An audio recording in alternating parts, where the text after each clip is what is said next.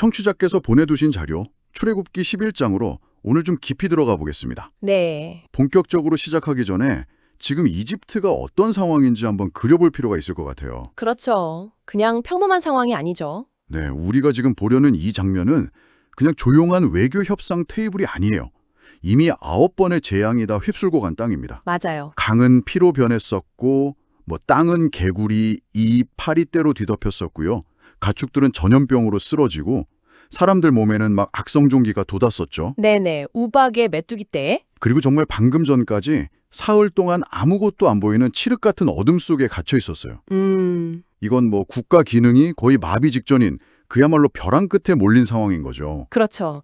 사회 전체가 이제 극도의 공포하고 피로감에 젖어 있는 그런 상태입니다.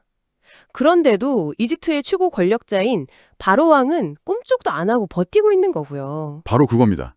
이런 팽팽한 긴장감 속에서 모세가 바로 앞에 마지막으로 서는 장면. 네, 그게 바로 오늘 우리가 들여다볼 11장입니다. 맞습니다. 네, 바로 그 장면.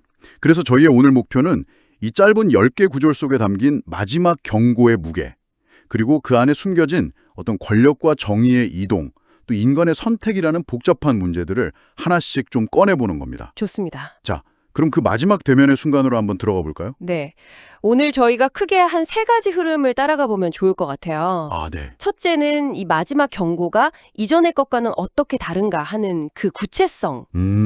그리고 둘째는 이 아수라장 속에서 왜 갑자기 금과 은을 요구하는지. 맞아요. 그게 좀 이상하죠? 그리고 마지막으로 가장 풀기 어려운 수수께끼, 바로의 그 완악한 마음은 대체 뭘 의미하는지.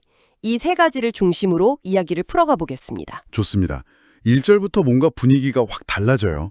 하나님이 모세에게 내가 이제 한 가지 재앙을 내린 후에야 그가 너희를 여기서 내보낼 것이다 라고 하시는데 그 다음 말이 되게 의미심장해요. 네네. 단순히 내보내는 게 아니라 아예 다 쫓아낼 것이다. 맞아요. 쫓아낸다. 네, 이전까지는 약간 뭐랄까 보내달라, 안 된다, 실랑이를 벌이는 느낌이었다면 이건 그냥 최후 통첩, 결과 통보처럼 들리거든요. 정확합니다. 이건 더 이상 협상이 아니라는 선언이죠.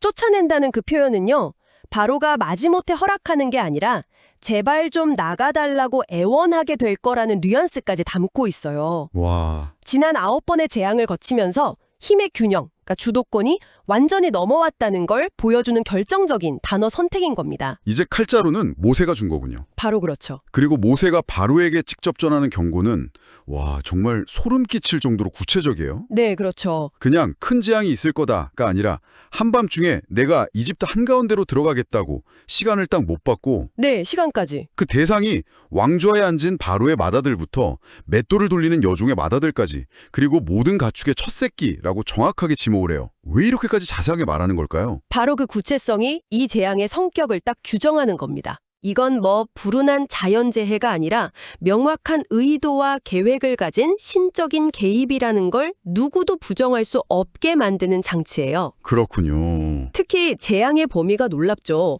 당시 사회에서 맏아들은 그냥 첫째 아들이 아니라 그 가문의 미래, 이자 계승자, 모든 희망을 상징했거든요. 네네. 그런데 최고 권력자인 바로의 미래부터 사회 최하층엔 여종의 미래까지 심지어 동물의 미래까지 모두 동등하게 겨냥하고 있다는 거예요.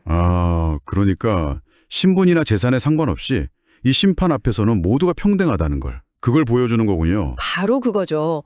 너희의 권력, 너희의 사회 시스템, 그 어떤 것도 내 주권 아래에서는 아무런 방패가 되지 못한다는 걸 아주 극적으로 선언하는 셈입니다. 와. 이집트라는 문명 전체의 미래를 그냥 통째로 멈춰 세우겠다는 강력한 메시지죠. 그래서 그 결과로 6절에서 이집트 온 땅에 전무후무한 울음소리가 터져 나올 것이다. 네, 그렇게 예고하는 거고요. 네, 한 나라의 심장이 멎는 순간을 예고하는 거네요. 맞습니다. 나라 전체가 정말 거대한 비명에 휩싸이는 그림이 그려지는데요. 그런데요, 이렇게 끔찍한 재앙이 코앞에 닥친 상황에서 2절에 정말 뜻밖의 지시가 나옵니다. 그렇죠. 하나님이 이스라엘 백성에게 이집트 사람들에게 가서 은과 금을 달라고 해라 라고 시키시는 거예요. 네. 아니, 지금 온 나라가 곧 초상집이 될 판인데 이 타이밍에 보석을 챙기라니요. 솔직히 좀 이상하게 들립니다. 거의 약탈처럼 느껴지기도 하고요. 아주 날카로운 지적이세요. 그리고 그게 정상적인 반응입니다. 아, 그런가요? 네. 하지만 바로 다로 3절에 이 그림을 완전히 뒤바꾸는 설명이 나와요. 주께서 이집트 사람들이 이스라엘 백성에게 호의를 베풀게 하셨다. 후의를 베풀게 했다. 즉, 이스라엘 사람들이 강제로 빼앗는 게 아니라 이집트 사람들이 자발적으로 내어주는 상황을 하나님이 만드셨다는 거예요. 근데 그게 정말 순수한 호요였을까요? 아니면 9번이나 끔찍한 재앙을 내리는 신을 섬기는 사람들이 와서 금 좀 내놔 하는데 두려워서 내준 건 아닐까요? 이게 신이 개입한 일종의 갈취는 아니었을까요? 정말 좋은 질문입니다. 네. 아마 인간적인 차원에서는 그 공포가 큰 동기였을 겁니다. 분명히요. 하지만 성경의 저자는 이걸 호의와 은혜라는 단어로 표현함으로써 신학적인 의미를 부여하는 거죠. 신학적인 의미요? 이걸 한번 이렇게 생각해보면 어떨까요? 지난 400년간의 강제 노역에 대한 단 한 번의 거대한 퇴직금 정산 퇴직금 정산? 혹은 경제적 배상이라고요.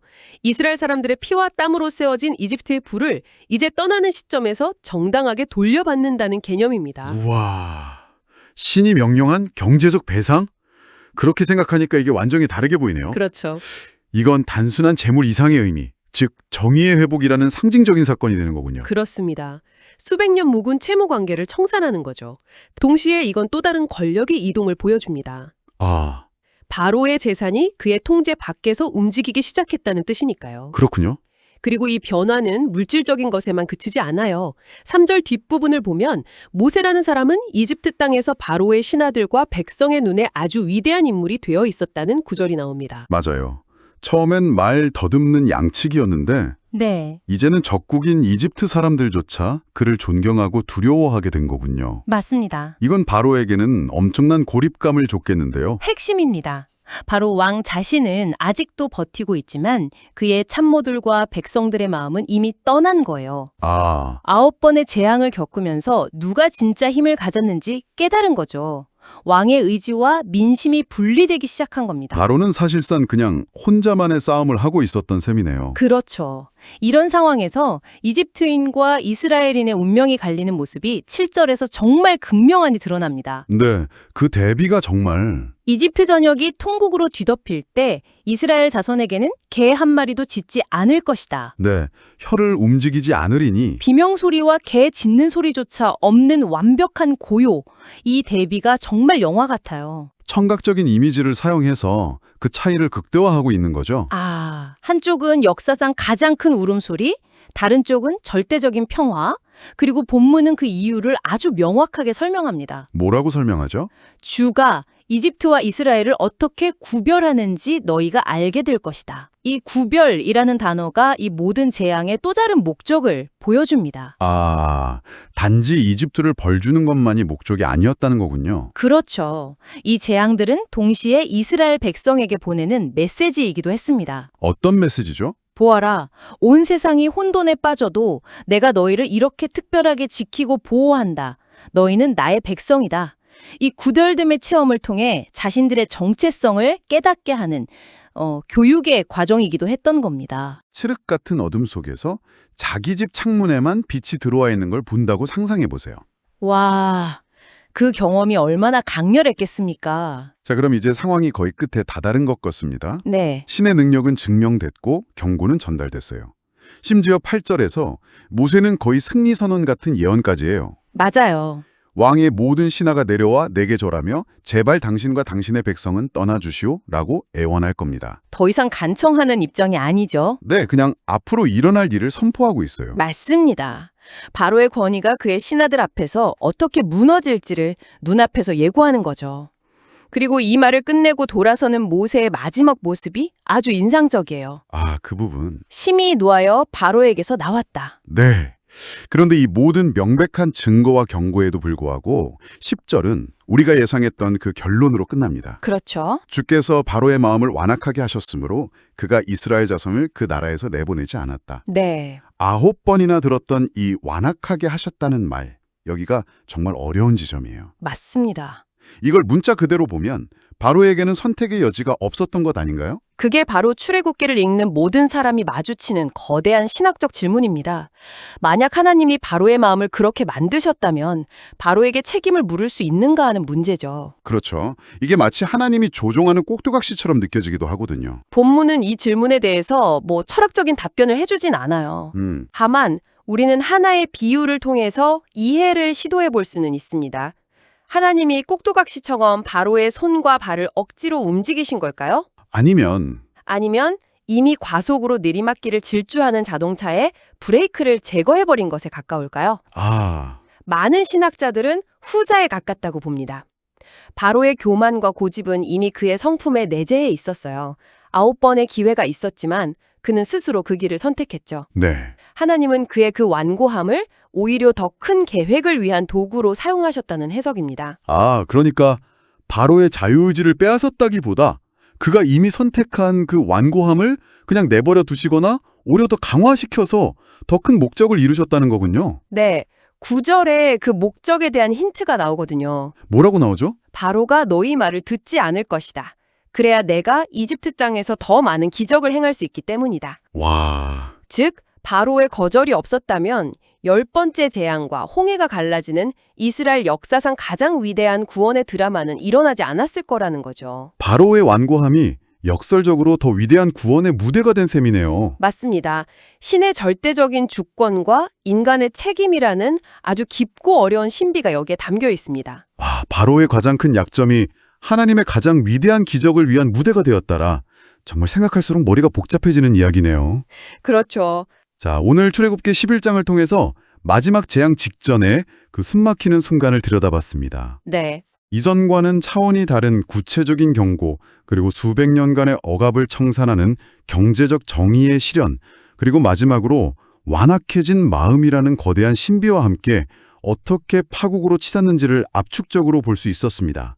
네, 이 짧은 한 장의 심판과 구원, 하나님의 주권과 인간의 선택이라는 출애굽기의 핵심 주제들이 모두 농축되어 있는 셈이죠.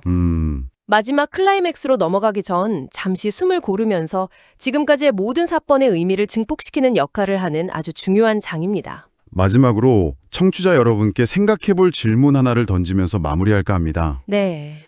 아까 잠시 언급했던 8절의 마지막 장면인데요. 모세가 바로에게 모든 말을 쏟아낸 뒤에 심히 노하여 바로에게서 나왔다고 되어 있습니다. 그렇죠. 그 분노. 이 분노, 과연 누구의 분노일까요? 9번이나 같은 말을 반복하며 좌절해야 했던 인간 모세의 순수한 분노와 답답함일까요? 아니면 끝까지 거역하는 왕을 향한 하나님의 거룩한 진노를 선지자로서 대신 표출하고 있는 걸까요? 흥미로운 질문이네요. 본문은 그 분노의 주체가 누구인지 명확히 밝혀주지 않습니다.